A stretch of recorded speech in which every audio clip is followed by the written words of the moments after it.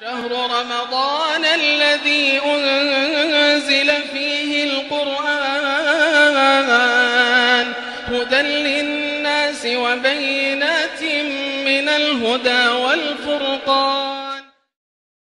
إن الحمد لله نحمده ونستعينه ونستغفره ونؤمن به ونتوكل عليه ونعوذ بالله من شرور أنفسنا ومن سيئات أعمالنا. من يهده الله فلا مضل له ومن يضلل فلا هادي له، وأشهد أن لا إله إلا الله وحده لا شريك له، وأشهد أن محمدا عبده ورسوله. أما بعد، فإن خير الحديث كتاب الله، وخير الهدي هدي محمد صلى الله عليه وسلم، وشر الأمور محدثاتها، وكل محدثة بدعة، وكل بدعة ضلالة، وفي رواية وكل ضلالة في النار. فأعوذ بالله من الشيطان الرجيم. بسم الله الرحمن الرحيم. وكذلك جعلناكم أمة وسطا اللهم أرنا الحق حقا وارزقنا اتباعه، وأرنا الباطل باطلا وارزقنا اجتنابه. اللهم علمنا ما ينفعنا وانفعنا بما علمتنا وارزقنا علما. رب اشرح لي صدري ويسر لي أمري واحلل عقدة من لساني يفقه قولي. اس اللہ کے نام سے ابتدا، اس کے ناموں کی کوئی انتہا ہی نہیں. ولو ان ما فی الارض من شجرة اخلام والبحر يمده من بعده سبعة ابحر ما نفدت کلمات اللہ. اس ذات اقدس پر کروڑوں درود و سلام ہوں جو تمام جہانوں کے لیے رحمت للعالمین بن کے آئے تھے. اللہم صلی علی محمد وعلی آل محمد کما صلیت علی ابراہیم وعلی آل ابراہیم انک حمید مجید، وبارک علی محمد وعلی آل محمد کما بارکت علی ابراہیم وعلی آل ابراہیم انک حمید مجید. برادران اسلام، واجب الاحترام بزرگوں، دوستوں، عزیز ساتھیوں، لائق احترام ماؤں اور بہنوں،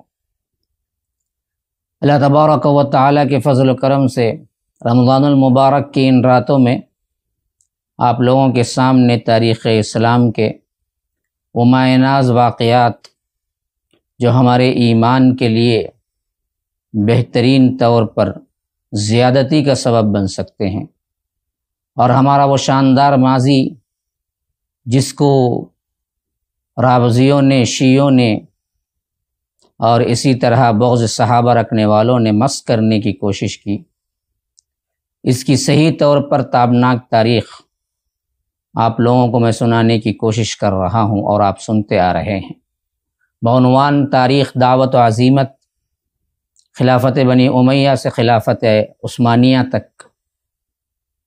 تقریباً رمضان المبارک کی چاند رات سے یہ سلسلہ جاری و ساری ہے، اور اس میں میں نے مختلف پہلوؤں سے آپ لوگوں کے سامنے وہ تمام باتیں جو کہ اصل تاریخ میں مسخ کر دی گئی یا تاریخ لکھنے والوں نے اس پر توجہ نہ دی، اس کو میں نے کیا کیا ہے، ڈھونڈ کے ایک ترتیب سے پیش کرنے کی کوشش کی ہے.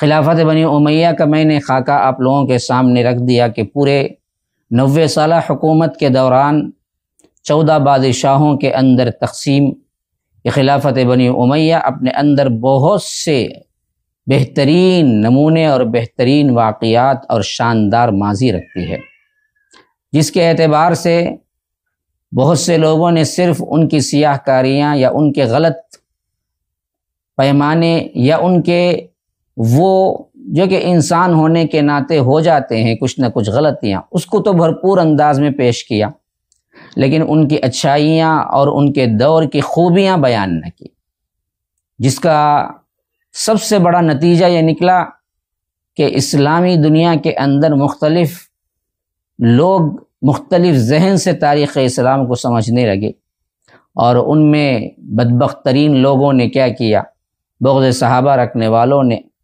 اور زیادہ تاریخ اسلام کو مسخ کر کے سیاہ تاریخ بنا دیا، اور آج کا مسلم طبقہ ہماری تاریخ سے بھی واقف نہیں ہے، اور جو کچھ واقف ہیں وہ غلط طور پہ واقف ہیں.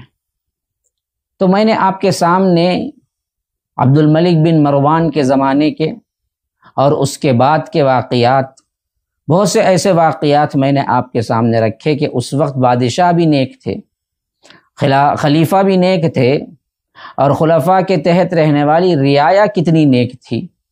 اور یہ دور اللہ کے رسول صلی اللہ علیہ وسلم کا وہ دور جو کہ خود اللہ کے رسول صلی اللہ علیہ وسلم نے گارنٹی دی اپنے دور کے بعد کے ادوار کے، دو ادوار تابعین اور تابع التابعین کا، کہ خیر القرون قرنی، کہ میرا دور سب سے بہتر دور ہے، جس میں صحابہ بھی آ گئے، کہ پھر اس کے بعد ثم الذین یلونہم ثم الذین یلونہم، پھر اس کے بعد کا، پھر اس کے بعد کا، یہ عہد صحابہ اور عہد تابعین اور عہد تابع التابعین کا دور۔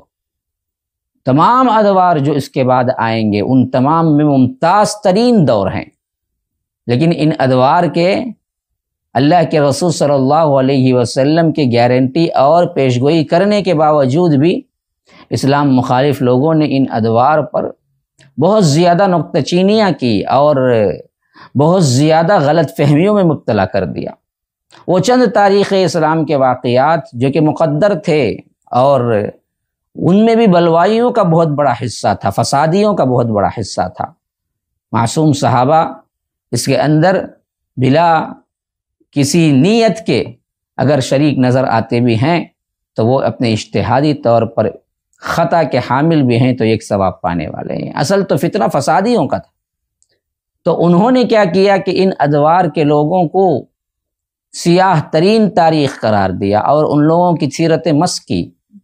تو میں نے آپ کے سامنے صحیح سیرتوں کو کیا ہے، عطاء ابن ابی رباح کی سیرت جو آپ نے کل پڑھی ہوگی، اور اس کے اندر بادشاہ کے ساتھ کا تعلق اور ان کی وہ علمی دیانت کہ بادشاہ کو نصیحت کرنے سے ذرا بھی نہ ڈرے، اور بادشاہ کی بھی قابلیت، بادشاہ کا بھی کیا ہے، خلیفہ وقت کا اپنے اندر علم والوں کے لیے جو رتبہ تھا، جو دل کے اندر جو نرم گوشہ تھا، وہ بھی دیکھنے میں آیا کہ نصیحت کی گئی تو اکڑ نہیں دکھائی، وہ روتے رہے، سنتے رہے۔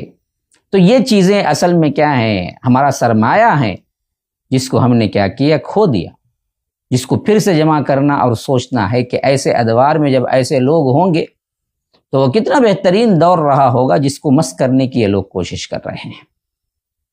اللہ کے فضل و کرم سے اس حیثیت سے میں نے جو چھوٹی موٹی کوشش کی ہے اور اس کے ذریعے سے لوگوں تک یہ پیغام پہنچا ہے، پھر میں دیکھتا ہوں کہ کمنٹس کے ذریعے جب ان لوگوں نے اسے سمجھا بھی ہے اور اس کے ساتھ ساتھ ان لوگوں کے بھی کیا ہیں، تاریخ کے زاویے میں، تاریخ کو دیکھنے کے زاویے میں تبدیلی آئی ہے، تو اللہ تبارک و تعالیٰ کے ہاں شکر گزار ہوں کہ اس نے ایک ناچیز بندے سے کچھ کام لیا۔ تاریخ اعتبار سے وہ اشخاص جن پر کیا ہیں واقعتاً ہمیں شان، ہمیں فخر ہے، ایسے اشخاص کو میں نے پیش کرنے کی کوشش کی ہے، اور عوام کے اندر اس کو قبول کرنے کا اللہ تبارک و تعالیٰ نے ایک داعیہ پیدا کیا، اور وہ لوگ کیا ہیں، اس کو سن رہے ہیں ماشاءاللہ، اور اس کو بہت بڑے پیمانے پر پھیلانے کی بھی ضرورت ہے، کیونکہ تاریخ کے وہ واقعات ہیں جو ہمیں صرف تاریخ کے واقعات نہیں، ہمارے دین سے بھی جڑے ہوئے ہیں اور ہمارے جذبہ اسلام اور ایمان سے بھی جڑے ہوئے ہیں۔ ان واقعات سے اگر ہم صحیح طور پر اپنے لیے نمونہ لیں تو یاد رکھیے ہمارا ایمان تر و تازہ ہونے کے لیے کافی ہے۔ جب بھی پڑھیں گے، جب بھی سنیں گے، ایمان تر و تازہ ہو جائے گا۔ ہماری بھول بھلائیاں، ہمارے فضول اوقات، ہمارے کیا ہیں ناچ گانے، ہمارے کیا ہیں وہ اوقات جو کہ کیا ہیں ہم نے لہو و لعب میں گزار دیے ہیں، کم از کم سوچنے کا تو موقع ملے گا کہ ہماری زندگی بھی کیا ہے، اور ان لوگوں کی زندگی کیا تھی جنہوں نے کیا کیا تھا، اپنا ایک ایک لمحہ اللہ اور اس کے رسول کی اطاعت میں گزار دیا تھا۔ تو میں نے بتایا تھا کہ عبد الملک بن مروان یہ 5ویں بادشاہ تھے، اور ہشام بن عبد الملک یہ 10ویں بادشاہ تھے۔ اس کے بعد تو کیا ہیں 4 ایسے بادشاہ ہیں جن کو زیادہ مدتیں بھی نہیں ملی تھی، لیکن انہی ادوار کے بہت سے واقعات اور بھی میں آپ کے سامنے بیان کروں گا۔ یہ کارواں جو چل رہا تھا، یہ تاریخ کے ادوار جو چل رہے تھے، تو ایک طرف ادھر نظر بھی رکھیے کہ کیا کچھ عالم اسلام کے اندر شخصیات پیدا ہو رہی تھی، اور ان کے کیا کارنامے تھے، ان کے کیا اصول تھے، انہوں نے کیا امت کو دیا، اور وہ جو دیا آج تک انہی سے فیض یاب ہو رہے ہیں۔ بہت سے لوگ علم کے میدان میں، محدثین حدیث کے میدان میں، اور اسی طرح کیا ہے دوسرے علوم و فنون کے میدان میں اس وقت جو تابعین، جو تابع التابعین آگے آئے، ان کا ہی سرمایہ ہے جو آج تک کتابوں کے اندر ہم لے رہے ہیں، اور انہی سے کیا ہے ہم دراصل فیض یاب ہو رہے ہیں۔ یہ ایک ایسا ہی واقعہ، یہ بھی عبد الملک بن مروان کے دور کا اور اس کے بعد والے دور کا، یوں سمجھیے کہ ان کا زمانہ ادھر چل رہا تھا 700 سے 750 رکھ لیجئے، 700 عیسوی سے 750، اور تقریباً ان کا زمانہ بھی 700 سے 713 اس طرح کے دور کے اندر یہ مشہور و معروف تابعی جنہوں نے بڑا زبردست کارنامہ انجام دیا، ان کا خلوص، ان کی للہیت پڑھتے ہیں تو ایسا محسوس ہوتا ہے کہ ایسے بھی لوگ رہے ہوں گے دنیا میں، لیکن تاریخ سے ثابت ہے کہ ہاں یہ لوگ رہے، اور ان کے کمالات، انہوں نے جو کچھ کیا ہے دین اسلام کے لیے وقف کی تھی، اپنے آپ کو، اپنے اوقات کو، اپنی خواہشوں کو، سب کچھ آج بھی ویسے ہی تر و تازہ ہے جس طرح ان کی زندگی میں ہمیں ملتا ہے، اور اس سے ہم اپنے ایمان کو جلا بخش سکتے ہیں۔ ایک وقت کعبۃ اللہ کے اندر طواف کعبہ ہو رہا تھا، چند نوجوان مل بیٹھے اور انہوں نے بھی کیا ہے کعبے کا طواف کیا، اور اپنی اپنی اعتبار سے باتیں کر رہے تھے۔ وہ پاکیزہ دور جس میں صحابہ بھی ابھی موجود تھے، ایک 4 نوجوانوں کا واقعہ بڑا انوکھا واقعہ ہے۔ کہتے ہیں کہ یہ نوجوان اتنا وقت حرم میں گزارا کرتے تھے کہ انہیں حرم کا کبوتر کہا جاتا تھا، اتنا وقت نوجوانی میں بھی، اور یہ بیٹھ کے باتیں کر رہے تھے۔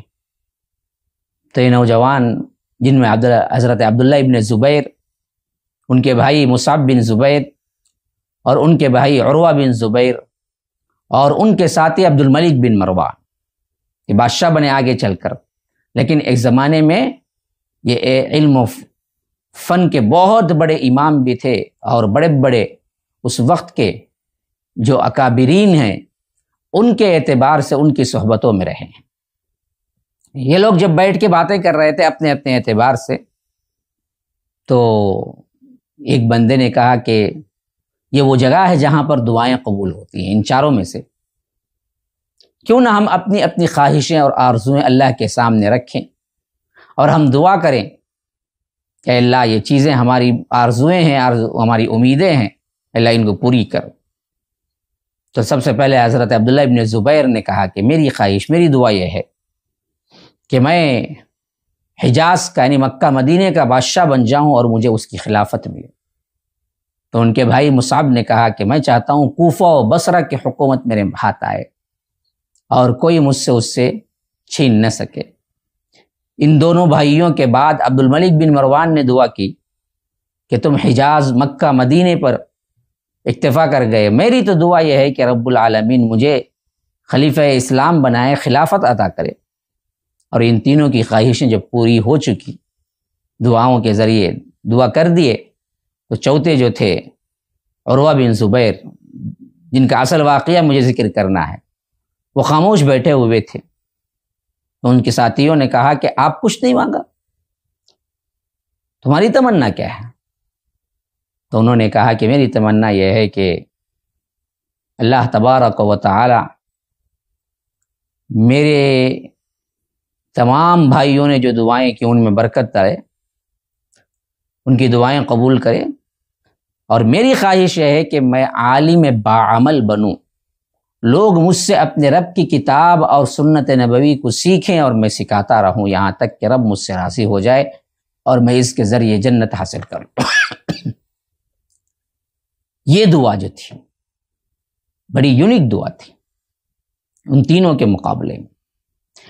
پھر اس کے بعد حالات نے کروٹ لی، حضرت عبداللہ ابن زبیر نے جیسے مانگا ویسے انہیں کیا ہے حجاز کی حکومت مل گئی، عروہ بن زبیر، حضرت مصعب بن زبیر نے جیسے مانگا انہیں کیا ہے کوفہ و بصرہ کی حکومت مل گئی۔ عبد الملک بن مروان نے جیسے مانگا اللہ نے وہ بھی قبول کر لیا اور تاریخ اسلام کے مایہ ناز خلیفہ بن گئے۔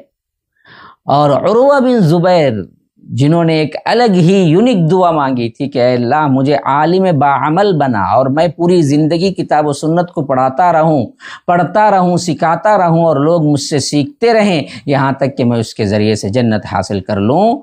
تو ان کے حساب سے اب یہ واقعہ شروع ہوتا ہے حضرت عروہ بن زبیر کا۔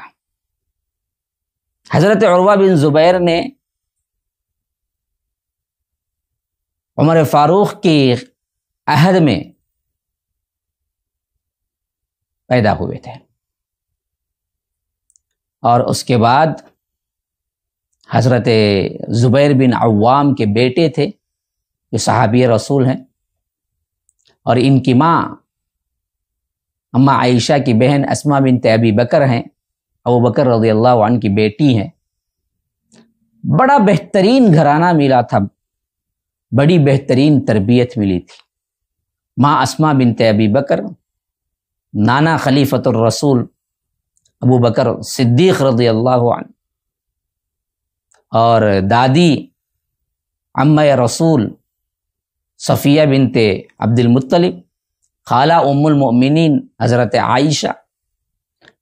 تو یاد رکھیے یہ بہت بڑے کیا ہیں، بہترین لوازمات لیے ہوئے ان کے ماحول میں جو ملے تھے وہ ان کو کیا ہے بہترین طور پر عالم باعمل بنا دیے۔ حتیٰ کہ عروہ کہتے ہیں کہ میں اپنی خالہ کے تدفین کے وقت موجود تھا اور میں نے بھی اپنے ہاتھوں سے کیا ہے مٹی اٹھا کے قبر میں ڈالی تھی، وہ سعادت مجھے ملی، یعنی حضرت ام المؤمنین حضرت عائشہ رضی اللہ عنہ جو ان کی خالہ ہوتی ہیں، اور خالہ بھی اس میں اپنے بھانجے کو بہت چاہتی تھی، بھانجی جو اپنے بہن کے بیٹی ہیں حضرت اسماء بنت ابی بکر کی، تو عروہ بن مسعود کو بہت چاہتی تھی خالہ بھی۔ تو اس حیثیت سے عروہ کعبے کے اندر بیٹھ کر جس خواہش کا اظہار کیا تھا وہ پورا ہونے کا وقت آ گیا الحمدللہ۔ خود کو علم کے لیے حضرت عروہ رضی اللہ عنہ نے محفوظ کر دیا، دوسرے کوئی کام نہیں، علم کا سیکھنا اور سکھانا۔ حتیٰ کہ جن مجالس میں ان کا معمول رہا، علی بن ابی طالب، عبد الرحمن بن عوف، زید بن ثابت، ابو ایوب انصاری، اسامہ بن زید، سعید بن زید، ابو ہریرہ، حضرت عبداللہ بن عباس، نعمان بن بشیر رضی اللہ عنہ، یہ وہ صحابہ ہیں جن سے انہوں نے ڈائریکٹ تعلیم حاصل کی۔ اور حضرت ام المومنین عائشہ رضی اللہ عنہ سے بہت سی روایتیں مروی کی، حتیٰ کہ مدینے کے ان 7 فقہا میں سے ایک شمار ہونے لگے جن کی طرف لوگ دینی معاملات ان کی طرف لوٹایا کرتے تھے، اور جن کے لیے امت میں مشہور ترین اتفاق ہوا تھا کہ یہ 7 بزرگ بہت بڑے فقیہ ہیں۔ اچھا، پھر اس کے بعد حضرت عمر بن عبدالعزیز جب مدینے کے گورنر رہے تو اس وقت انہوں نے یہ کیا کہ جیسے ہی سب سے پہلے مدینے میں انٹری لی گورنر کی حیثیت سے، تو انہوں نے نماز ظہر ادا کی، اور اس کے بعد کہا کہ 10 افراد کو منتخب کیا فقہائے اسلام کو مدینے کے، اور کہا کہ لوگوں یہ آپ لوگوں سے خصوصی ملاقات کرنی ہے مجھے، آپ لوگ مجھے آ کے ملیے، اور ان کے لیے بہترین استقبال کا انتظام کیا، اور اس میں سر فہرست حضرت عروہ بن زبیر بھی ہیں۔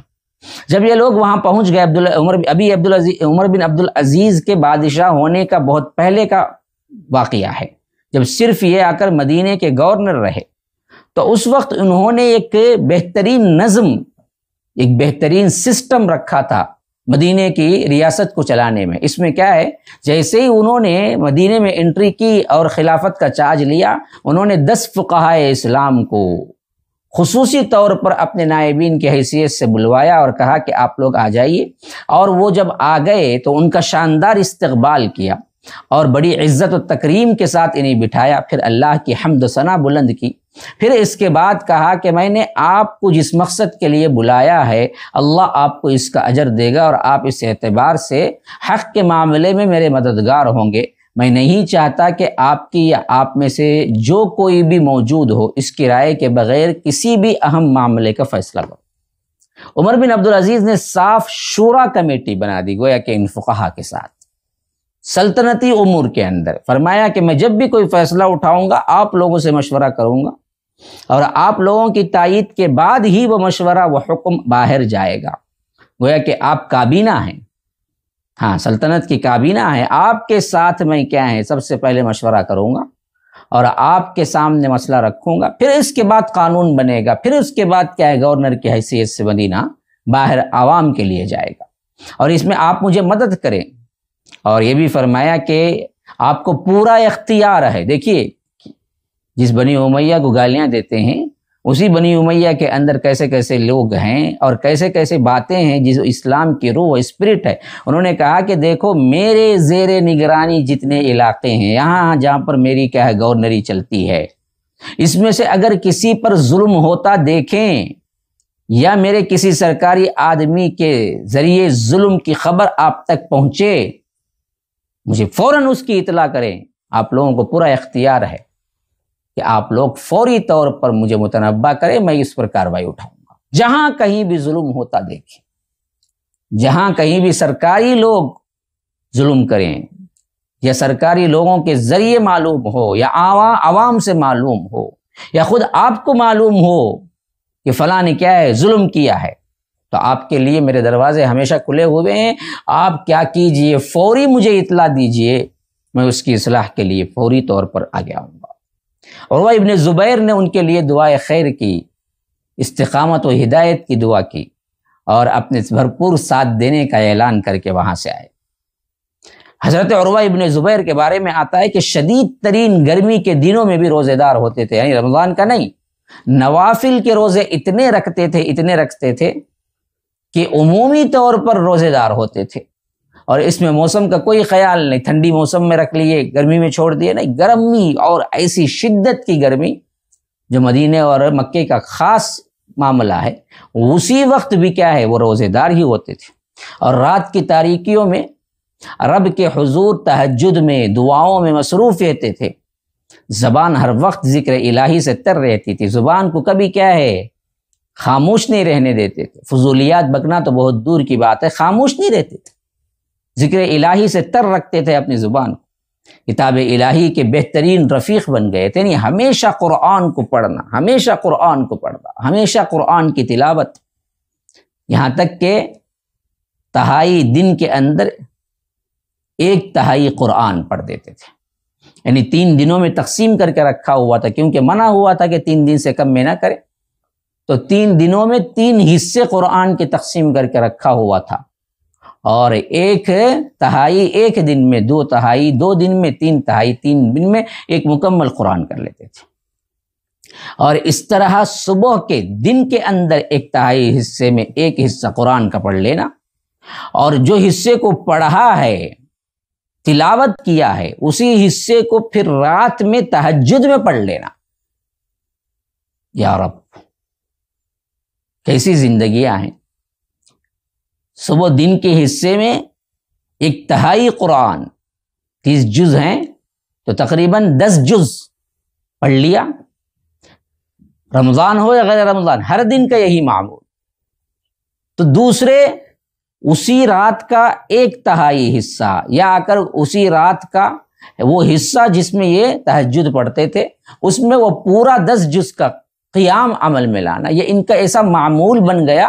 مورخین لکھتے ہیں کہ انہوں نے اپنے نوجوانی سے اس کام کو شروع کیا اور وفات تک شاید کوئی ایسا دن نہیں تھا جس میں انہوں نے چھوڑا ہو یہ معمول کہ دن کے حصے میں 10 جز کی تلاوت، 1/3 حصے کی تلاوت اور 1/3 حصے کی وہی تلاوت تہجد کے اندر، بارش ہو، دھوپ ہو، خزاں ہو، بہار ہو، ہر وقت بیمار ہوں، صحت مند ہوں، خوشی ہو، غم ہو، اس ترتیب میں فرق نہیں آیا جو انہوں نے اپنے لیے مقرر کی تھی۔ نوجوانی سے لے کر وفات تک، بڑھاپے تک بھی نہیں، وفات تک کبھی اس میں رکھنا نہیں آیا، کبھی اس میں کیا ہے ایک دن کی بھی چھٹی نہیں ملی، سوائے مورخین کہتے ہیں کہ ایک دن کے، سوائے ایک دن کے، ایک دن وہ نہیں پڑھ سکے، تہجد میں وہ تلاوت نہیں کر سکے۔ وہ ایک دن کون سا دن تھا؟ اس کی بڑی دردناک المناک تاریخ ہے، وہ انشاءاللہ آپ کے سامنے بیان کروں گا۔ نماز کی ادائیگی کے اعتبار سے مورخین کہتے ہیں مکمل اللہ کے رسول صلی اللہ علیہ وسلم کی اتباع اور سنت میں نماز پڑھتے تھے۔ وہی ایسا کوئی دیکھنا چاہے کہ اللہ کے رسول کی نماز کو، تو عروہ کی نماز کو دیکھ کر رحمہ اللہ، اعتدال، اطمینان، طویل قیام، طویل رکوع، جیسے احادیث میں آیا ہے بالکل اسی انداز میں۔ ہماری نماز تو کیا ہے جی، 5 منٹ میں ختم ہو جاتی، بہت لمبی کی ہے تو 7 منٹ 4 رکعت، اس سے اگر بہت کوئی اللہ والا بندہ ہے تو 10 منٹ 15 منٹ، اس کے علاوہ ہمیں تصور بھی نہیں ہے ہم نماز پڑھ سکتے، جبکہ ہمیں معلوم ہے کہ اللہ کے رسول صلی اللہ علیہ وسلم کی رات کی نمازیں کتنی لمبی ہوتی تھی۔ حضرت حذیفہ جو بیان کرتے ہیں، جس روایت کے اندر وہ بات آئی ہے، جو میں نے کیا ہے صفت صلاۃ النبی میں بھی آپ کو کیا ہے کھول کر اس کی تفصیل بیان کی، کہ اللہ کے رسول قیام میں کھڑے ہوئے، سورہ بقرہ چل رہی تھی، تو حضرت حذیفہ کہتے ہیں کہ میں نے تصور کیا کہ 100 آیتیں تلاوت کر کے رکوع کریں گے، لیکن وہ آگے بڑھ گئے۔ میں نے تصور کیا کہ اچھا بقرہ ختم کر کے رکوع کر لیں گے، تو اللہ کے رسول صلی اللہ علیہ وسلم نے نساء شروع کر دی۔ میں نے سوچا کہ نساء کے بعد تو شاید رکوع کر لیں گے، لیکن آل عمران شروع کر دی، 2.5 جز بقرہ، پھر نساء، پھر آل عمران، تقریباً آپ کو کیا ہے نساء، آل عمران اور نساء ختم ہوتے ہوتے آپ کے 6 جز مکمل ہو جاتے ہیں، 6.25 جز مکمل ہو جاتے ہیں، 6.25 جز۔ اتنی لمبی ایک رکعت کی خالی قرات۔ پھر کہتے ہیں کہ جتنی قرات کے درمیان اللہ کے رسول قیام میں کھڑے رہے، اتنا ہی لمبا رکوع بھی کیا، 6.5 جز والا قیام، جتنی مدت لگی اتنی مدت ہی 6.5 جز والی رکوع اور 6.5 جز والا سجدہ، 6.5 جز والا قیام قوما۔ ایسے ہی اللہ کے رسول صلی اللہ علیہ وسلم نے اس وقت نماز میں قیام کا بھی اتنا ہی وقفہ تھا، رکوع کا اتنا وقفہ تھا، سجدے کا اتنا وقفہ تھا، قومے کا اتنا ہی وقفہ تھا، ہر معاملہ اتنے ہی وقفے سے کیا اللہ کے رسول صلی اللہ علیہ وسلم۔ ہم تصور کر سکتے ہیں اس نماز کا؟ کہیں آپ نے دیکھا ہے ایسی نماز؟ حضرت عروہ ایسی ہی نماز کے قائل تھے، ان کے طویل قیام، رکوع، سجدے، ایسے کہ اللہ تبارک و تعالی نے ان کو بہترین دیا ہوا تھا۔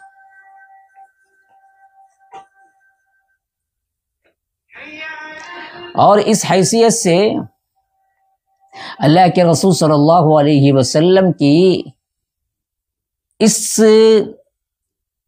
بہترین سنت کو اپنی زندگی میں اپنایا، اور پوری زندگی اسی طرح کی لمبی دعائیں اور لمبی کیا ہیں نمازیں، قیام، قومہ، رکوع، سجدے ان کے ہوا کرتے تھے۔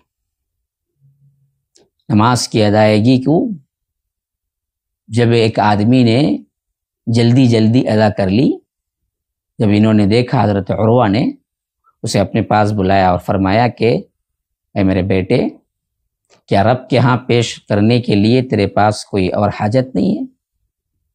اللہ کی قسم، میں تو اللہ تعالیٰ سے ہر چیز حتیٰ کہ نمک بھی نماز میں ہی مانگتا ہوں۔ یعنی اتنی جلدی نوافل، دعائیں کہاں گئی؟ ذکر اذکار کہاں گئے؟ اطمینان کہاں گیا؟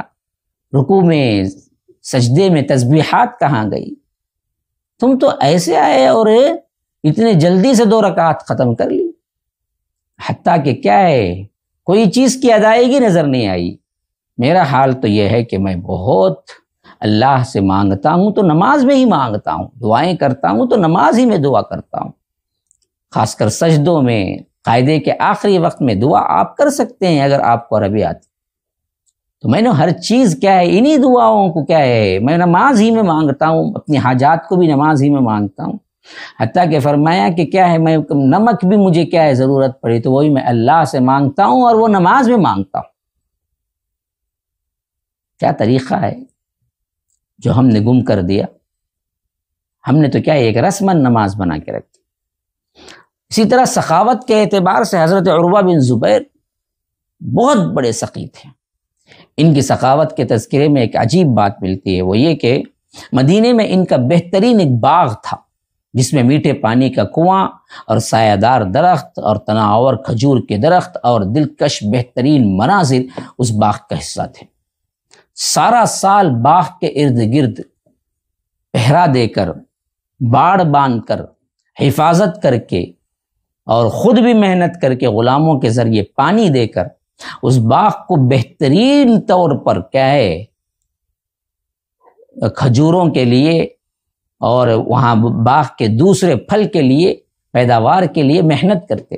پورا سال باڑ باندھتے تاکہ کیا ہے جانور وغیرہ نہ آ جائیں، اور اس کے بعد کیا ہے بچے چھوٹے بچے نہ آج بہترین طور پر اس کی نگہدانش کرتے اور باغ کے پھل کو آنے میں بھرپور ساتھ دیتے. پانی وغیرہ آب پاشی کا نظام ہر چیز مکمل طور پر اس کو دے کے جب باغ بہترین فصل سے تیار ہو جاتا، کھجور اور دلکش مناظر دوسرے پھل وغیرہ، تو اتارتے وقت اسی باڑ کو جس حفاظتی طور پر لگایا تھا اس کو درمیان کے حصے سے توڑ ڈالتے یا کاٹ ڈالتے تاکہ لوگ آئیں اور جتنا چاہیں جو چاہیں کھائیں پئیں اور لے جائیں.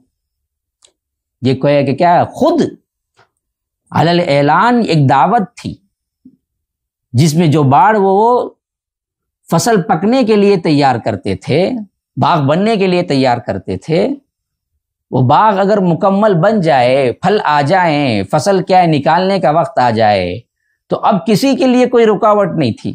بننے تک تھی، بن گیا بعد رکاوٹ نہیں تھی. جبکہ ہمارا مسئلہ کیا ہوگا، بننے کے بعد اور زیادہ کیا ہے سیکیورٹی سسٹم ٹائٹ کر کے ہم اپنے ذخیرے بھریں گے اور اپنے کیا ہے تجارت کو بڑھائیں گے. لیکن حضرت عروہ کا انداز دیکھیے رضی اللہ رحمہ اللہ کا انداز ہی بالکل الگ. وہ کیا کرتے تھے، فصل کے آخری اوقات میں اسی باڑ کو خود اپنے ہاتھوں سے جو لگا کر کیا ہے بڑی مشکل سے اس کو تیار کرتے تھے، اس کو کاٹ ڈالتے تھے اور جگہ جگہ سے راستے بنا دیتے تھے. اور یہ راستے بنا کر لوگوں کو مشہور تھا، یہ بات اعلان کرنے کی اتنا معمول تھا کہ معلوم تھا لوگوں کو اب جو فصل کٹنے کا وقت آیا ہے تو ایک پورے مدینے میں ایک باغ ہوگا جو حضرت عروہ کا ہوگا اور وہاں پر کوئی ریسٹرکشن نہیں، کوئی پہرا نہیں، کوئی آدمی، کوئی سپاہی نہیں، کوئی دیکھنے والا نہیں، کوئی روک ٹوک نہیں، مالک کی طرف سے کسی قسم کی کوئی شرط نہیں. جتنا چاہو جیسے میسر آئے جو راستہ تمہیں ملے اس راستے سے اندر داخل ہو جاؤ، جو پھل چاہو کھاؤ، جتنا چاہے کھاؤ، خاص کر کھجوریں عمدہ قسم کے تمہارے پاس ہیں. اور کھاؤ نہیں، بعض لوگ کبھی کبھی دیتے بھی ہیں تو سخاوت کے لیے وہ یہ لگا دیتے ہیں کہ پارسل نہیں ہے. بیٹھ کے اب بندہ کتنا کھائے جی، ایک پلیٹ کھا سکتا ہے، 2 کھا سکتا ہے، 3 کھا سکتا ہے، اس کے بعد کوشش کرے گا تو ہاسپٹل پہنچ جائے گا، وبال جان بن جائے گا. اب گھر میں بچے بھوکے ہیں یا خواتین ہیں ان کو لے جانا چاہتا ہے تو وہ نہیں، پارسل نہیں، بیٹھ کے کھانا. تو یہاں پر وہ بھی مسئلہ نہیں تھا. حضرت عروہ نے کیا کیا تھا، اس کے لیے بھی پابندی نہیں لگائی تھی بلکہ صاف اعلان تھا کہ جتنا چاہے کھاؤ پیو اور جتنا چاہے لے جاؤ، کسی کو کوئی ریسٹرکشن نہیں. اس طرح وہ باغ کا تمام پھل اسی طرح سخاوت کر دیتے تھے. جب پورا پھل ختم ہو جاتا تھا پھر نئے سرے سے باغ کو تیار کرتے تھے اور اس کی جو کچھ بھی ثواب اور جزا ہے اللہ سے امید رکھتے تھے، بس کسی اور سے نہیں. 1 روپیے کا بھی کسی سے کیا ہے توقع نہیں. اور ہمیشہ یہ پڑھا کرتے جب بھی داخل ہوتے، وَلَوْلَا إِذْ دَخَلْتَ جَنَّتَكَ قُلْتَ مَا شَاءَ اللَّهُ لَا قُوَّةَ إِلَّا بِاللَّهِ. سورہ کہف کی وہ باغ والوں کا جو واقعہ ہے نا، وہ آیت. ایسا کیوں نہیں کیا جب باغ کے والی نے، باغ کا جو نگران تھا، باغ والا تھا، جو مالک تھا، وہ جب داخل ہوا تو وہ کیوں نہیں کہا ماشاء اللہ لا قوت الا باللہ؟ یہ کیوں نہیں کہا؟ جو وہ دعا ہے جس سے اللہ تعالیٰ نظر بد سے بچاتا ہے اور دیتا ہے اور دیتا ہے. ہم کو بھی جب بھی کوئی اچھی چیز دیکھنی ہے اور کوئی اچھی چیز کیا ہے ہمیں نظر آئی تو ہمیں کیا کہنا چاہیے؟ واہ کیا خوبصورت، سپر، بہت اچھا، یہ ون، ایسا ویسا. اس سے بہتر ہے ماشاء اللہ کہو، اس کے لیے بھی خرابی نہیں اور برکت بھی ہوگی. دوسرے کوئی الفاظ کے کہ کیا نظر لگا دیتے ہیں اور اچھے اچھے کیا ہیں مہکتے پھول، ہنستے مسکراتے بچے بیمار پڑ جاتے کیونکہ ماشاءاللہ نہیں کہا. تو یہ کبھی بھی جب جاتے تو یہی پڑھتے باغ کے اندر ماشاءاللہ، تو اللہ انہیں اور دیتا. ہر سال کا یہ معمول بن گیا تھا. اچھا اب آئیے اس بات کی طرف جہاں پر میں نے آپ کو رکھا تھا کہ انہوں نے نوجوانی سے لے کر وفات تک انتہائی قرآن پڑھتے تھے دن میں، اور وہی قرآن تہجد میں پڑھ دیا کرتے تھے. یہ معمول ان کی زندگی میں کبھی نہیں رکا سوائے ایک دن کے. وہ ایک دن کون سا تھا؟ بڑا المناک واقعہ ہے، دردناک واقعہ ہے. اللہ نے آزمانا چاہا، اسی لیے مصائب و آلام آتے ہیں تو دل چھوٹا نہیں کرنا چاہیے. آج بھی کیا ہے لاک ڈاؤن میں بیٹھے ہوئے ہیں ہم، وبا پھیل رہی ہے، حتیٰ کہ ہندوستان کے حالات بھی کیا دیگر گو ہوتے جا رہے ہیں. دن بدن لاک ڈاؤن وسیع تر ہوتا جا رہا ہے، ایکسٹینڈڈ ہوتا جا رہا ہے، اور لوگ سمجھ رہے ہیں کہ یہ کیا چیز ہے، کب ختم ہوگی، اکتا گئے ہیں، پریشان ہیں. مصائب و آلام آتے ہیں، یہ کسی کے لیے آزمائش ہوتے ہیں تو کسی کے لیے درجات کی بلندی کے لیے ہوتے ہیں. ہمیں ہر قیمت پر دامن صبر کا نہیں چھوڑنا چاہیے، ہمیں اعتماد رکھنا چاہیے، ہمیں اللہ سے اچھی امیدیں رکھنا چاہیے. تکالیف کا زمانہ آتا ہے لیکن یہ نہیں کہ ہمیشہ رہ جاتا ہے، چلا بھی جاتا ہے. اگر پوری زندگی بھی رہ جائے تو آخرت کے مقابلے میں زندگی کتنی ہے؟ پوری زندگی تو کیا ہے مانگ کے لائے تھے 4 دن 2 آرزو میں کٹ گئے 2 انتظار میں. شاعر نے کیا بہترین تشبیہ دی ہے دنیا کی زندگی. یہ 4 دن کی زندگی ہے، کل 4 دن کی مانگ کے لائے تھے 4 دن. اور اس کے بعد اس 4 دن کی جو تشریح کی ہے نا وہ بڑا شاندار کیا شاعر. 2 آرزو میں کٹ گئے 2 انتظار میں. ہاں، امنگوں آرزوؤں کا زمانہ بچپن سے لے کر نوجوانی تک آرزویں پالتا ہے، یہ بنوں گا، وہ بنوں گا، وہ بنوں گا، وہ بنوں گا، یہ لاؤ، وہ جماؤ، یہ کرو، وہ کرو. آرزویں جمع کرتا کرتا آدھی زندگی اس کی گزر جاتی ہے. 2 آرزو میں کٹ گئے. اب ان آرزوؤں کے نتیجے کے لیے میں نے بنا دیا اب آئے گا، اب میرا بیٹا بنے گا، پھر مجھے یوں رکھے گا، میں ایسا بنوں گا، مجھے وہ سامان دے گا، مجھے وہ سکون دے گا، مجھے وہ حیثیت سے رکھے گا. انتظار انتظار انتظار انتظار ختم ہی نہیں ہوتا اس سے پہلے کہ موت لے جاتی ہے. 2 آرزو میں کٹ گئے جو انتظار میں.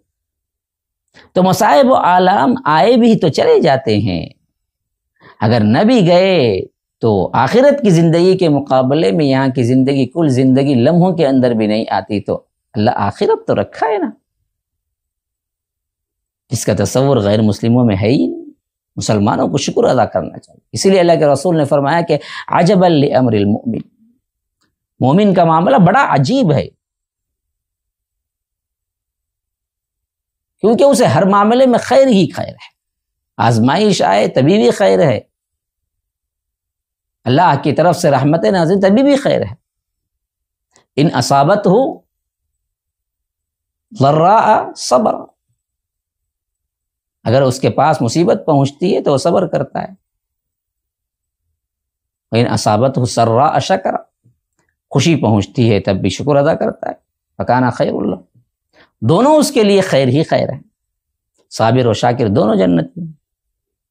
تو کبھی مایوسی کا مسئلہ ہی نہیں ہے، کبھی پریشان ہونے کا مسئلہ ہی نہیں ہے، کبھی کیا ہے دل چھوٹا کرنے کا مسئلہ ہی نہیں.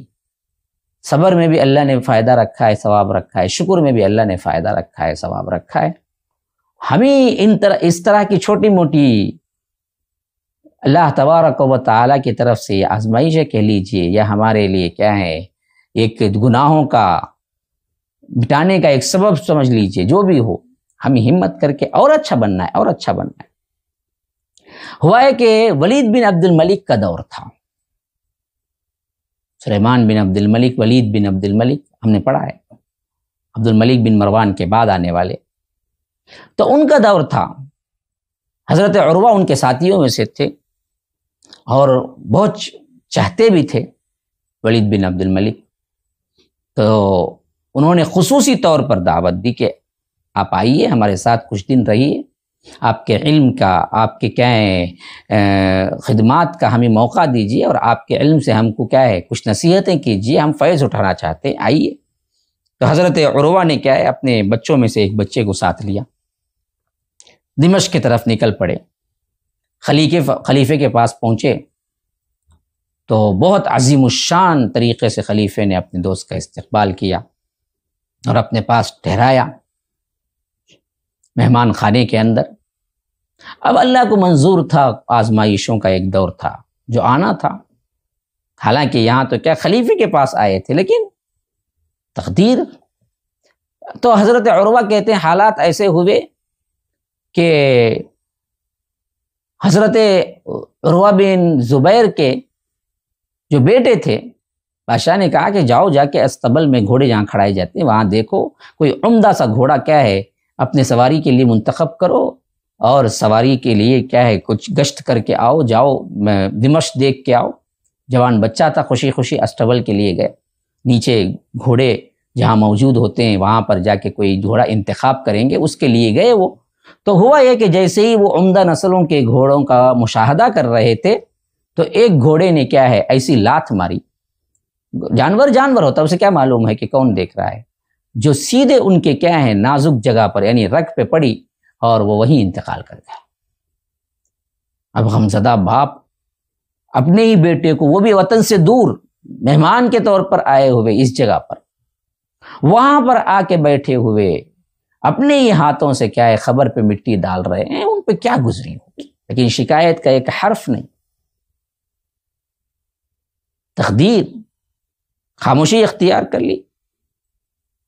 ابھی باپ کیا ہے اپنی بیٹے کی خبر پہ مٹی ڈال کے فارغ نہیں ہوئے تو ان کو ایک عجیب بیماری لگ گئی، جو اس زمانے میں کہتے ہیں کہ ہڈی خور بیماری تھی، یعنی وہ بیماری ایسی جس سے کیا ہے ہڈی اندر سے کھا جاتی ہے، یعنی کیڑے کھا جاتے ہیں، گویا کہ اس طرح کی کوئی ایسی بیماری تھی جو کیا ہے اندر سے کیا ہے پھوڑا بن کے اور وہ اس کا زہر جسم میں پھیلنا شروع ہو جاتا ہے۔ اب اس کے لیے پہلے ہی خلیفہ جو بلائے تھے ولید بن عبد الملک بہت غمزدہ تھے کہ میرے پاس آنے کے بعد انہوں نے بیٹا کھو دیا۔ اب دیکھا تو یہ بھی بڑا جان لیوا مرض میں مبتلا ہو گئے ہیں، دن بدن مرض بڑھتا جا رہا ہے اور پاؤں کی سوجن بڑھتی جا رہی ہے اور پیپ اور اسی طرح کیا ہے گندا خون پاؤں پہ جمع ہو رہا ہے۔ اس علاج کے لیے انہوں نے بڑے بڑے طبیبوں کو بلایا، شاہی طبیبوں کو بلایا، لیکن سب کے سب کیا ہیں علاج کر کے دیکھ لیے گئے، کوئی علاج کارگر نہیں ہوا، حتیٰ کہ تمام طبیبوں نے کہا کہ اے بادشاہ، اے خلیفۃ المسلمین، ایک ہی چیز ہے، اگر ان کی جان بچانا ہے تو جہاں تک یہ پاؤں سڑ چکا ہے وہ پاؤں دراصل کاٹ دیا جائے۔ اس وقت تو کیا اینستھیسیا نہیں تھا، آپریشن کے وہ حالات نہیں تھے جو آج ہیں کہ فوری طور پر کیا ہے 1 منٹ میں ان کو کیا ہے انجیکشن لگا دیا جائے اور اس کے بعد آسانی کے ساتھ ان کے لیے پاؤں کاٹ دیا جائے۔ اس زمانے میں جراحی کا عمل بہت نازک اور بہت اس معاملے میں کئی لوگ کیا ہے جان کھو بیٹھتے تھے، کیونکہ ایک تو دراصل بے ہوش کرنے کی کوئی دوائی نہیں ایجاد ہوئی تھی، اگر بے ہوش کرنے کی کوئی دوائی ہوتی تو اس میں نشہ ہوتا یا شراب ہی پلائی جاتی، پھر بھی اس بے ہوشی میں بھی اتنا درد سہنا کسی کے لیے کیا ہے قابل قبول نہیں ہوتا۔ اس واسطے جراحی کا نظام میں اگر کوئی آ جائے تو وہ مشکل ہی سے بچ پاتا۔ تو جو آپریشن کرنے والے تھے، جو جراح تھے، انہوں نے کہا کہ پنڈلی کو کاٹنا پڑے گا، اور پنڈلی میں کاٹنے میں ہڈی بھی آتی ہے تو ہڈی کو بھی کاٹنا پڑے گا، تو پہلے ہم تیزدار آلے سے گوشت کاٹیں گے، پھر اس کے بعد اس کے اندر کی ہڈی کاٹنے کے لیے الگ سے نشتر لے آئیں گے، الگ سے ہے جو ہڈی کاٹی جاتی، اس سے ہم کیا ہیں اس کو کاٹیں گے۔ اب دراصل سب کچھ طے ہو گیا، خلیفے نے کہا کہ اگر اسی سے بچا جائے تو یہی کام، یہی علاج کرو۔ جب یہ علاج کرنے کے لیے لوگ آ گئے تو طبیب نے کہا کہ آپ کو ہم تھوڑی سی شراب پلا دیتے ہیں تاکہ کیا آئے گا، غنودگی آ جائے گی، بے ہوشگی آ جائے گی، کم از کم آپ سہ پائیں گے اس درد کو۔ تو حضرت عروہ نے کہا ہرگز نہیں، میں بیماری سے صحت یاب ہونے کے لیے حرام سے مدد نہیں لے سکتا۔ یا رب، ایمان دیکھو، اب ذرا ایمان دیکھو، میں صحت یاب ہونے کے لیے حرام سے مدد نہیں لے سکتا، چاہے میری جان چلی جائے یا میری کیا ہے درد کی تکلیف بڑھ جائے، لیکن میں شراب نہیں پیوں گا۔ حالانکہ استرار کی کیفیت ہے، آپ سب کو معلوم ہے، استرار میں حرام چیزیں بھی حلال ہو جاتی، لیکن کہا کہ نہیں، میں نہیں لوں گا۔ پھر اس کے بعد طبیب نے کہا کہ بے ہوش کرنے والی کوئی دوائی کم از کم وہ تو لے لیں، اس میں تو حرام نہیں ہے، بے ہوش کرنے والی کوئی بھی دوائی ہم دے دیتے ہیں جس سے آپ کو کیا ہے عضو کاٹنے میں ہم کو آسانی بھی ہوگی اور کو محسوس نہیں ہوگا۔ حضرت عروہ نے کیا عمدہ جواب دیا دیکھو، کہا کہ مجھے پسند نہیں کہ میرے جسم کا کوئی عضو کاٹ دیا جائے اور مجھے اس کا احساس بھی نہ ہو اور اللہ کے ہاں اس کے ثواب سے میں محروم ہو جاؤں۔ تکلیف ہے تو تکلیف سہتا ہوں، اس کا بہت بڑا ثواب جو اللہ نے رکھا ہے، میں کیوں اس سے محروم ہو جاؤں؟ کہا کہ مجھے وہ بھی نہیں چاہیے۔ یا رب، تصور کر نہیں سکتے ہم۔ تو پھر اس کے بعد جیسے ہی انہیں آپریشن کے لیے لایا گیا تو چند آدمی حضرت عروہ کی طرف بڑھے، تو حضرت عروہ نے پوچھا کہ یہ کیا بات ہے، آپ لوگ کیوں میرے نزدیک آ رہے ہیں؟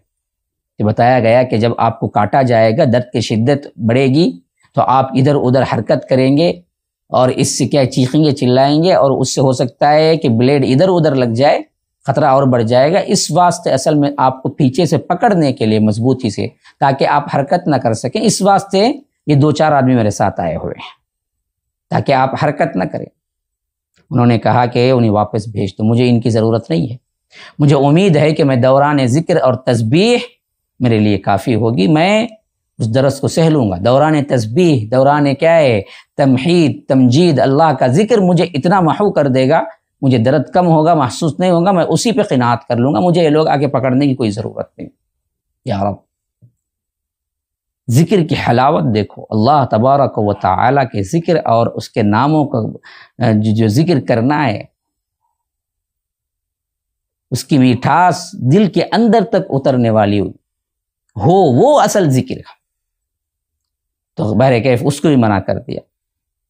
پھر اس کے بعد کہتے ہیں کہ جراح متوجہ ہوا اور اپنا عمل شروع کیا۔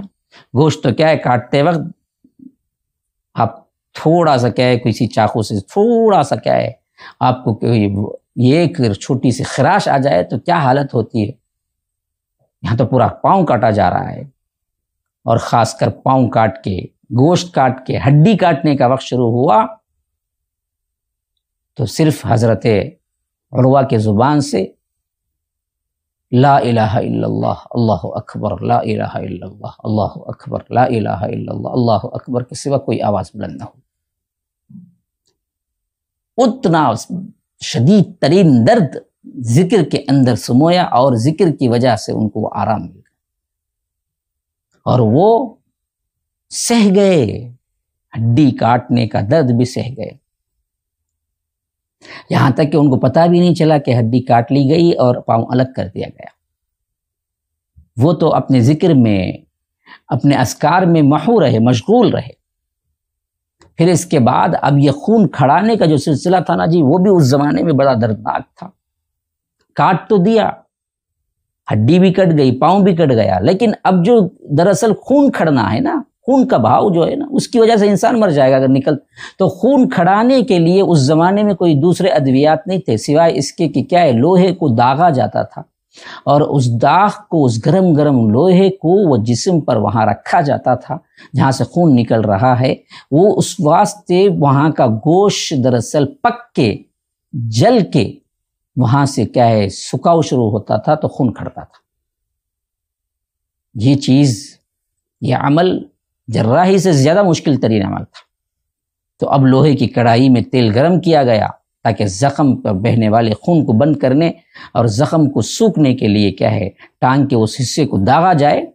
تب داغنے کا عمل شروع ہوا تو حتیٰ کہ اس حد تک درد بڑھا کہ وہ ذکر کرتے کرتے بے ہوش ہو، اور پھر اس کے بعد وہ پوری رات بے ہوش رہے، اور اس وقت اس دن قرآن کے اس حصے کو وہ تلاوت نہیں کر سکے جو زندگی کا ہمیشہ معمول کیا تھا۔ یا رب، صبح کا ایک حصہ تلاوت کرتے اور رات میں تہجد میں ایک حصہ جو پڑھتے، صرف اس دن جہاں وہ بے ہوش ہو گئے تھے کلی طور پر، اس دن دراصل مورخین لکھتے ہیں کہ ان سے وہ چیز خطا ہو گئی جو وہ عموماً رات میں پڑھا کرتے تھے، وہ قرآن کا حصہ نہیں پڑھ سکے۔ تو مورخین کہتے ہیں آغاز شباب سے لے کر وفات تک حضرت عروہ بن زبیر کی زندگی کا یہ واحد واقعہ ہے جس میں وہ قیام نہ کر سکے۔ یا رب، کھاتے پیتے رہتے، ہزاروں نعمتیں ہمارے جسموں کے اندر، ہم ٹھونستے ٹھونستے پیٹ کو کیا ہے مٹکے کی طرح بنا لیے ہیں، لیکن پھر بھی ہمیں عبادت میں شوق ذوق نہیں ہوتا، پڑھنا نہیں ہوتا۔ یہاں پر دیکھیے حضرت عروہ بن زبیر کی مثال۔ پھر حضرت عروہ بن زبیر کو ہوش آیا تو اپنے اس کٹے ہوئے پاؤں کو منگوایا اور الٹ پلٹ کے دیکھنے لگے۔ پھر اس کے بعد حسرت سے کہنے لگے، ذات کی قسم جس نے مجھے تیرے اور اوپر رات کے اندھیروں میں مسجد تک پہنچایا، یعنی تیرے اس پاؤں کی ذریعے سے میں نے کتنی مرتبہ چل کے اللہ کی مسجد کی طرف تہجد کے لیے، نماز کے لیے، فجر کے لیے پہنچا۔ اس ذات کی قسم جو اس بات سے بے خبر نہیں ہے، میں کبھی تیرے لیے چل کر حرم تک پہنچتا تھا۔ پھر انہوں نے کہا کہ اللہ کی قسم میرا ہاتھ کسی جگہ ایسی جگہ نہیں پڑا جہاں پر کوئی شک کا گزر ہو، نہ میرا پاؤں مجھے کبھی اپنی زندگی میں بے حیائی کی طرف لے گیا، نہ میرے کانوں نے کبھی کوئی آواز سنی، نہ آنکھوں نے کوئی ایسا منظر دیکھا جو دیکھنا نہ سننا ہے، یعنی حرام ہے، اور ارادہ و عقل نے کبھی اس جانب کوئی اشارہ نہ کیا۔ ہاں مجھے معلوم ہے زمانے سے جو مصیبت مجھے پہنچی ہے وہ تو پہنچی ہی ہے، یعنی وہ تو جو مقدرہ ہے، تقدیر ہے، وہ تو آیا، لیکن میں نے کبھی کیا ہے برائی کے لیے نہ ہاتھ بڑھایا، نہ آنکھ، نہ کان۔ تو یاد رکھیے پھر اس کے بعد ایک عجیب نصیحت کے لحاظ سے ایک شخص ولید بن عبد الملک کے دربار میں آیا تھا جو کچھ مدد مانگنے کے لیے آیا تھا۔ تو جب وہ آیا تھا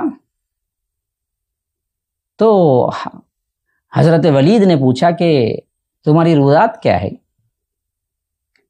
آج تم آ کے مجھ سے مانگ رہے ہو، اس کے پیچھے کیا قصہ ہے؟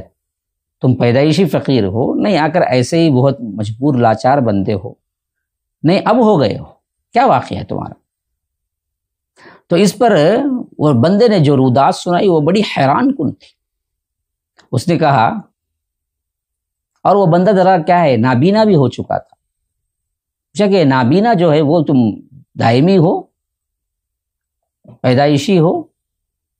تو اس نے کہا، امیر المومنین میں بنو عبس میں، یعنی اپنے قبیلے کا نام، مجھ سے زیادہ مالدار اور عیالدار، یعنی اللہ نے مال بھی دیا تھا، اولاد بھی دی تھی، کوئی اور نہیں تھا۔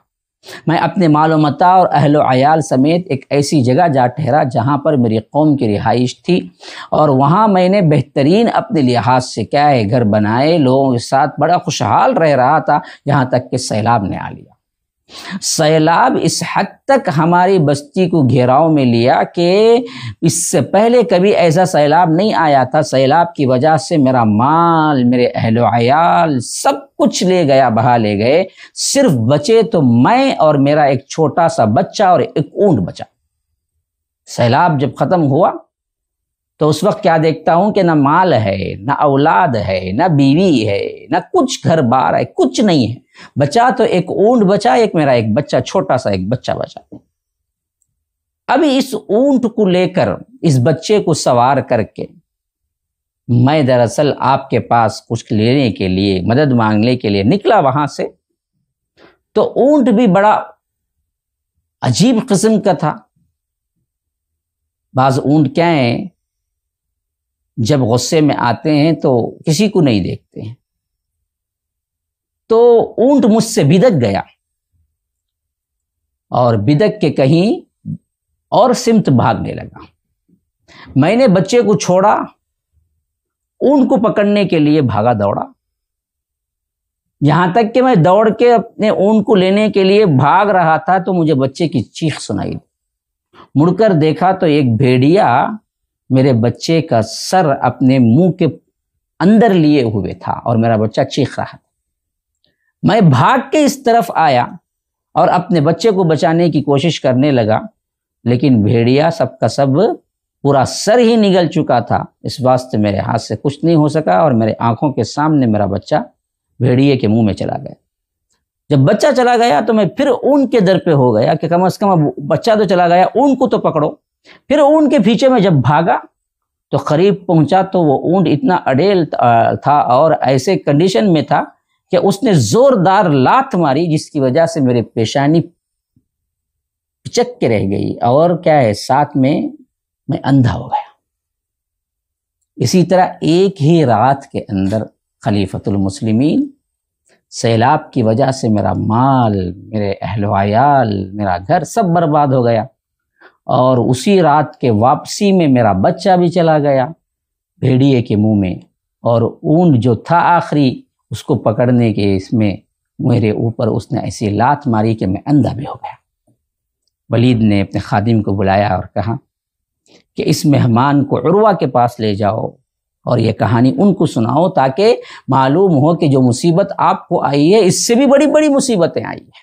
اس میں بہت بڑا کیا ہے ہمارے لیے ایک سامان تسکین ہے. جو مصیبتیں آئی ہوئی ہیں، ارے بھائی اور لوگوں کو دیکھو، اس سے بڑی مصیبت کیا ہے. آج تو کم از کم لاک ڈاؤن میں تم آرام سے ہو، ان لوگوں کو دیکھو جو لاک ڈاؤن میں کھانا نہیں مل رہا ہے.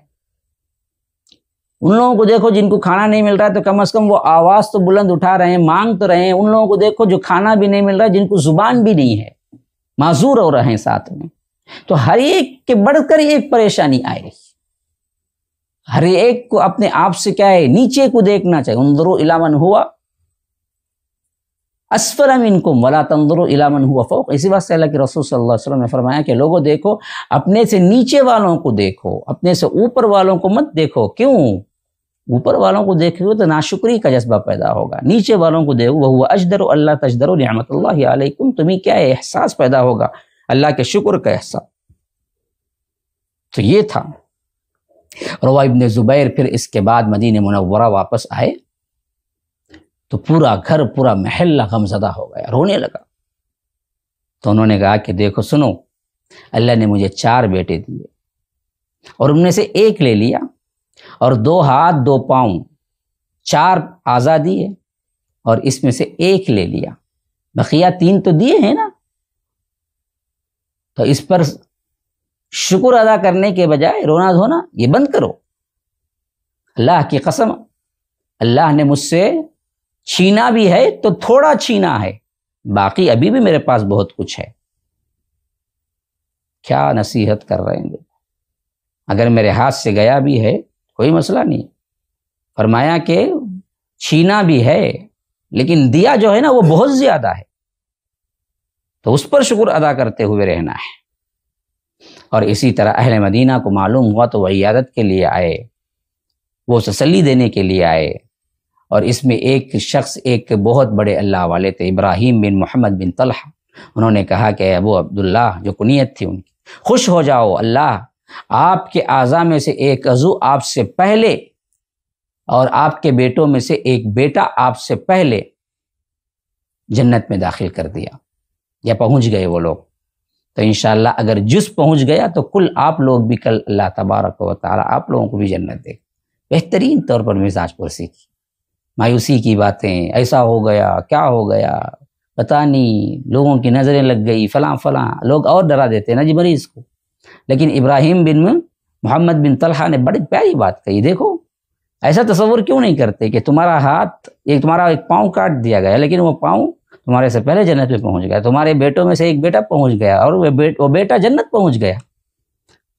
اب اس بات سے اچھی فال بھی نکالی، اچھی بات نکالی، کہا کہ دیکھو جز جب پہنچ گیا تو کل بھی وہاں پہنچتا ہے. آپ کا ایک پاؤں اور ایک بیٹا پہنچ گیا، اب کل باقی جو 3 بیٹے اور آپ ہیں، آپ سب کو بھی اللہ جنت ہی میں رکھے گا. امید وہی ہے. اتنی مصائب و آلام پر تم نے صبر کیا ہے. تو غرض کیا ہے، حضرت عروہ بن زبیر مسلمانوں کے لیے اس حیثیت سے بڑے معیار اور بہت بڑے نمونہ ہیں کہ خاص کر مشکلات میں کیسے صبر کرنا، اور خاص کر اپنے بیٹوں پر بڑے توجہ دیا کرتے تھے، اور اپنے بیٹوں کو ہمیشہ نصیحتیں کیا کرتے تھے. جب بھی نصیحت کرتے بڑی بہترین نصیحتیں ہوا کرتی تھی. ایک نصیحت اپنے بیٹوں کو حصول علم کی ترغیب دلاتے ہوئے کہہ رہے ہیں ایک مرتبہ عروہ ابن زبیر، بیٹو علم حاصل کرو، علم کے حصول کی راہ میں محنت اور جد و جہد کرو. کیوں؟ قوم کے چھوٹے چھوٹے لوگ بھی علم کی وجہ سے اللہ تبارک و تعالی انہیں بہت بڑے رتبے میں شامل کر دیتا، بہت بڑے مقام پہ شامل کرتا. اور اسی طرح اللہ کے راہ میں صدقہ دینے، کیونکہ بڑے سخی تھے، تو ایک مرتبہ اپنے بیٹے سے جب بیٹوں کو جمع کر کے نصیحت کی کہ بیٹو، وہ چیز اللہ کی راہ میں ہدیہ کبھی نہ کرو. اگر تم وہی چیز کسی مہمان کے سامنے رکھنے لگو تو شرمندگی محسوس کرو. یعنی ایسی چیز کبھی نہ دو اللہ کی راہ میں. اگر کہیں وہ مہمان کے سامنے رکھ دی جائے تو تمہیں شرمندہ نہ ہونے پڑے. کیوں؟ اللہ تعالیٰ سے زیادہ عزیز اور اہل سخاوت کوئی اور نہیں ہے، اور وہی اس بات کا مستحق ہے کہ اس کے لیے کسی چیز کا انتخاب کیا جائے تو بہترین انتخاب کیا جائے.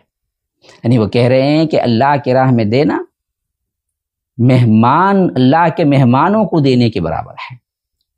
اور جیسے تم اپنے مہمانوں کے سامنے گری پڑی چیز رکھنے سے شرمندگی محسوس کرو گے، اللہ کی راہ میں دینے پر بھی یہی محسوس کرو، گری پڑی چیز نہ دو، اچھی چیزیں دیا کرو. کیونکہ اللہ سخی ہونے کے باوجود تم سے صدقہ قبول کر رہا ہے، تم سے یہ چیز لے رہا ہے اس واسطے کہ تمہیں ثواب دے. اللہ کو کوئی حاجت نہیں ہے. اور اسی طرح دیکھیں اپنے بیٹوں کو نصیحت کرتے ہوئے کہتے ہیں کہ بیٹو، اچھے شخص کے اچھے کام کو ہمیشہ اچھا جانو اور اس کے ساتھ رہو. برے شخص کے برے کام کو ہمیشہ برا جانو، اس سے اجتناب کرو. ہرگز یہ نہ سوچو کہ برائی اور اچھائی تھوڑی ہے اس میں، اور اس کے ساتھ ہم مل کے کیا ہوگا. یاد رکھو اس کی صحبت سے اچھائی میں تمہارے ساتھ اضافہ ہوگا. برائی تھوڑی کیوں نہ ہو، اس کی صحبت سے برائی بڑھے گی تمہارے ہاں. اس طرح حضرت عروہ ابن زبیر اپنی زندگی، اپنے بچوں کی زندگی، عامت المسلمین کی زندگی میں بڑے بہترین کارنامے انجام دیے. اللہ کے رسول صلی اللہ علیہ وسلم کی طرف سے اما عائشہ رضی اللہ عنہا، جو کہ زوجہ رسول ہیں، ان کی صحبت کا جو اثر ہوا عروہ بن زبیر کے زندگی کے اندر، تو ایک مرتبہ کہتے ہیں حضرت عروہ بن زبیر ملے، اما عائشہ کی خدمت میں حاضر ہوئے تو انہوں نے مخاطب ہو کے فرمایا بیٹا. تو عروہ بن زبیر نے کہا کہ جی فرمائیے. فرمایا کہ اللہ کی قسم ہم نے 40 راتیں ایسی گزاری ہیں جبکہ میرے گھر میں چولہا نہ جلا. 40 راتیں ایسی جہاں ہم نے کچھ پکایا ہی نہیں، چولہا ہی نہیں جلا. تو میں نے پوچھا اے اماں جان پھر گھر کیسے چلا، زندہ کیسے رہے؟ فرمایا 2 کالی چیزوں پر، ایک کھجور اور پانی پر. یہ روایت بیان کر کے کہتے کہ اصحاب رسول اللہ صلی اللہ علیہ وسلم ایسی زندگی گزارے، اور ہم حالانکہ ان کی بھی یہی زندگی تھی، پھر بھی ان کی زندگی سے لے کر نمونہ کہتے تھے کہ آج ہماری زندگیاں بہت دنیا دار ہو گئی ہیں. اللہ کی قسم آج ہماری زندگیاں دیکھتے تو پتہ نہیں انہیں سمجھ آتا کہ یہ مسلمان بھی ہیں. اللہ تبارک و تعالی ہمیں کیا ہے بہترین نمونے کو لے کر چلنے کی توفیق عطا فرمائے. جو باتیں ان میں سے اللہ تبارک و تعالی نے ہمیں پہنچائی ہیں، ان میں سے جو کچھ بھی کیا ہیں ہمارے لیے سبق آموز بن سکتی ہیں، اللہ تعالیٰ ان کو ہمارے لیے بہترین کتاب و سنت پر چلنے والی وہ باتیں جو اس کے ذریعے سے ہمیں ملی ہیں ہماری زندگی پر عمل میں لے آئے. اللہ توفیق دے، استقامت رکھے، صحت عافیت کے ساتھ اس پر چلنے کی توفیق عطا فرمائے. ھذا وباللہ التوفیق، صلی اللہ وسلم علی نبینا محمد. اسأل اللہ لی ولکم ولسائر المسلمین من کل ذنب فاستغفروہ انہ هو الغفور الرحیم.